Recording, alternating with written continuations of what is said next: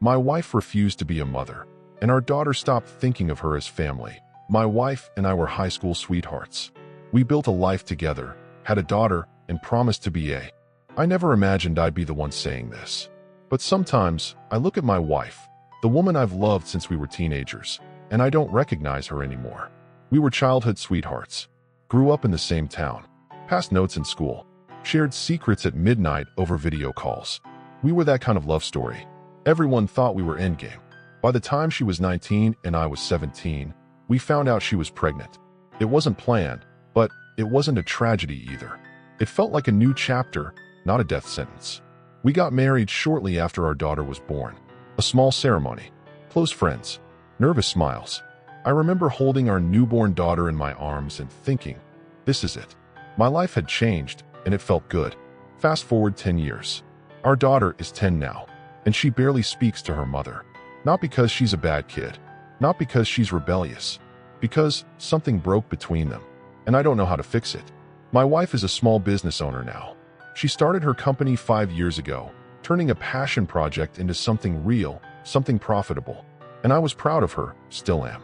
From the start, I told her, you go all in. I'll hold things down here. My job is flexible. I could do drop-offs, pickups, bedtime stories, school plays. We were a team. But somewhere along the way, it stopped being we. My wife became a workaholic. And not the kind where you occasionally miss dinner. The kind where you miss years. At first, it was just this quarter. Then, just this one campaign. Eventually, I stopped keeping track. She was always on calls, always away, always late. Our daughter noticed. Kids always do. At first, she'd ask when mommy would be home. Then she stopped asking. Now, their conversations are awkward, stiff, mostly silence and short replies. No warmth, no comfort, no laughter. And when I gently told my wife, you need to try harder with her, she looked me in the eyes and said, I'm done. I'm giving up on being a mother. At first, I didn't even know how to respond. How do you respond to that? She said, I'm not good at it. I always mess it up. I try, and she just shuts me out. She was angry, frustrated, but also defeated. She said, she prefers you. Everyone knows it. Her class knows it. That was about a school assignment. Our daughter had to interview someone she admired. She picked me. She asked thoughtful questions. She even made a drawing of me holding her hand with a big #OneDad on it. I saw the look on my wife's face when she saw the project pinned on the school hallway. She smiled at first, then her eyes dropped. She didn't say much that day, but later, during one of our fights, she brought it up like a dagger. She didn't even consider me. She didn't even ask. I tried to tell her, she still loves you. She's just distant. But the truth was harder to admit. She was distant because my wife had already left, emotionally, a long time ago. We've had so many arguments about this, always circling the same drain. She tells me I have it easy because our daughter opens up to me. She says I get to be the favorite parent because I'm the one home. But she forgets, that was our agreement. And now, when I ask her to try harder, she tells me she's tired of failing. She says our daughter criticizes her, tunes her out, gets cold. But kids don't grow walls on their own. They build them, brick by brick. And too often, it was her hand laying the mortar. One moment still haunts me. Our daughter had stage fright. Big time. But she joined the school play anyway, because she knew her mom loved theater. She practiced every day. She picked out a special outfit. She even asked me, do you think mom will come? She promised, I said. She said she wouldn't miss it. Opening night came. I was there. Front row. Camcorder in hand. That empty seat next to me stayed empty. The curtains opened. Our daughter scanned the crowd, saw me, and then scanned again. Her eyes stopped. I saw the flicker, the realization. She knew. Her mom wasn't coming. That performance? She made it through. But afterward, she didn't cry. She just quietly asked, can we go home? No tantrum. No screaming. Just disappointment wrapped in silence. My wife got home late that night. She said her meeting ran long. She apologized, but with that tired voice people use when they're sorry for the situation, not the hurt. I'll come next time, she said. There wasn't a next time. I started to feel like a single parent. I did the school runs, the doctor's appointments, the birthday planning. When our daughter got into K-pop, I learned the band names. When she liked anime, I bought her merch, watched shows with her. And my wife? She rolled her eyes, said it was noise, nonsense, a phase. Every interest our daughter had, my wife criticized. Every time she opened up, my wife shut it down. The distance became permanent. I brought this up to my wife again and again. She flipped it back on me. I bust my ass for this family, and the least you could do is show up for me. She said I was supposed to be her peace, that all I do is point fingers, that I have it easy. I told her the only peace that seemed to matter these days was hers.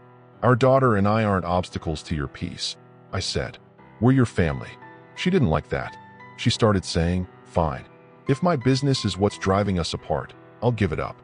I'll sacrifice everything. And I snapped. Stop with the martyr routine. I don't want you to sacrifice. I want you to show up. That fight, it broke something. She thought I called her a waste of time. I didn't. But maybe I did say the fight was a waste of time. Semantics. Damage done. Our daughter was staying with her grandparents that weekend. Thank God. But when she came back, she noticed. And she asked me, Daddy, why doesn't Mommy talk to you anymore? That's when I knew. This wasn't just about me and my wife anymore. Our daughter was sinking too.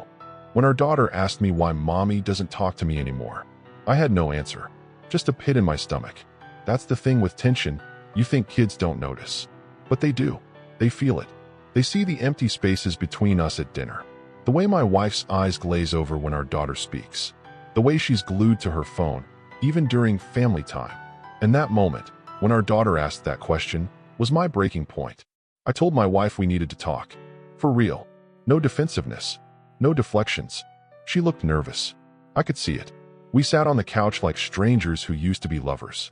She asked me, Are you done? Is this over? I told her, I'm not done, but I'm drowning. I feel like a single parent. I feel like I'm raising our daughter alone while trying to protect her from you. I love you, but I don't know if I respect you anymore. She flinched. I regretted my words immediately, but I didn't take them back. Because they were true. She started crying. And not the kind of crying you do when you're caught. The kind of crying that comes when something inside you finally collapses. She admitted she's lost. That she's been feeling like a failure for a long time. She said she doesn't know how to be with our daughter. That when she was a baby, everything was simpler. Back then, she said, she'd light up when I came home. She didn't care if I was late. She didn't care about missed promises. She just loved me. But now our daughter barely wants to be in the same room with her. She told me, it's like she's waiting for me to disappoint her every time. I asked her, have you ever thought about why she feels that way? She stared at me, and I laid it out. You criticize everything she loves. You ignore her efforts. You make promises and break them without apology. You're not mean, you're not cruel, but you're absent. She finally opened up, told me about her childhood, how her parents ruled with silence and fear. There was no affection, just expectation. I wasn't hugged. I wasn't heard. I was just there. She said she's doing better than her parents ever did. I don't scream. I don't spank. I don't hit her. But I told her something she didn't want to hear. You don't have to hit someone to hurt them. Neglect leaves bruises too. They're just on the inside. She said something then that stuck with me. I thought our relationship would fix me. Then I thought having a child would make me whole. And when that didn't work, I threw myself into work. I asked her, so what now? She looked down and whispered, I don't know, but I know I don't want to lose you. Or her. I gave her an ultimatum. We do counseling. Not just for us, for our daughter too. Or I move out. Not because I wanted to, but because something had to change. She hesitated. But finally, she said, if it's between counseling or losing everything, I'll go. We told our daughter about therapy gently.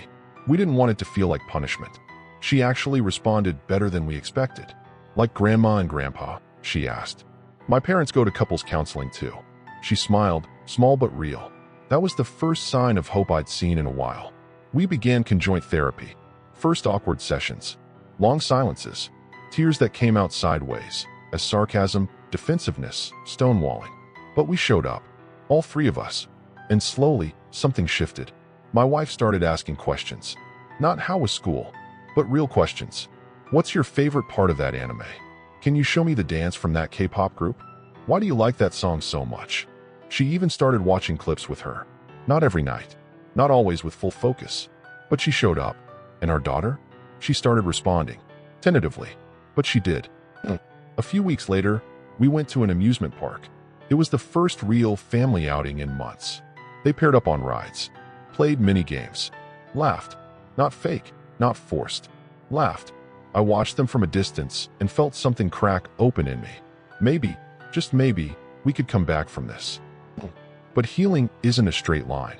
And as much as I want to believe things are changing, part of me still wonders, what if we're just building another illusion? What if she slips again, and this time, our daughter stops waiting for her altogether? The day at the amusement park felt like a breakthrough. But healing isn't a straight line. It's a maze. Some days we move forward. Others, we retrace painful steps. I want to believe in my wife's change. But every time she's late to dinner, every time I hear her say, "I'm busy," my heart skips just a little, like I'm waiting for her to disappear again. She's trying. I won't deny that. She doesn't mock K-pop in the car anymore. She listens when our daughter talks about anime characters or school drama. She even surprised us with matching keychains for the three of us. Hers had "Mom" written in Korean, our daughter's idea. It's effort. It's new. But I still sleep with one eye open. We've talked more in the last 2 months than we had in the last 2 years. And it's been raw, honest. One night, after our daughter went to bed, we sat on the porch, just the two of us. No therapists, no buffers, just truth. I asked her, "Do you want to be a mother, or do you just feel guilty for not being one?" She didn't answer right away. Then she said, "I didn't know being a mother would mean learning how to be a person all over again." That hit me hard. She told me something that night I'll never forget. Sometimes, when she talks to me, I get scared. Scared I'll say the wrong thing. Scared she sees right through me. Because I don't know who I am to her anymore. I told her, "Then ask. Learn who she is. Let her teach you how to love her. Because the girl she gave birth to isn't waiting for a perfect mother. She's just waiting for her real one to come back." Our daughter will be starting middle school soon. New building, new people, new hormones. She'll need both of us, not just physically, but emotionally. I told my wife that, and she nodded. "I'll be there," she said. "Not just at the events. I'll be there in her life." The intimacy between us as a couple, still fragile, still healing. Some nights we talk until 2 a.m. Others we sit in silence, too tired to fight or connect. She apologized recently for everything. Not the rushed kind, not the defensive kind, the real kind. "I let go of our family," she said. "I won't do it again." And I believe she means it. But belief is not the same as trust. That has to be rebuilt, brick by brick. There's still so much unknown. Will she stay consistent? Will our daughter forgive, truly forgive, her one day? Will we ever become that team again? I don't know, but I do know this. We're trying. And sometimes, trying is the most powerful thing a broken family can do. I chose her, not because of a baby, not because of obligation, but because I loved her. I still do. But love has to be shown, daily, actively, especially to a child. And now, I'm not fighting against her. I'm fighting with her. For us. For our daughter. Maybe that's what being a family really is. Not always getting it right. But never, ever walking away.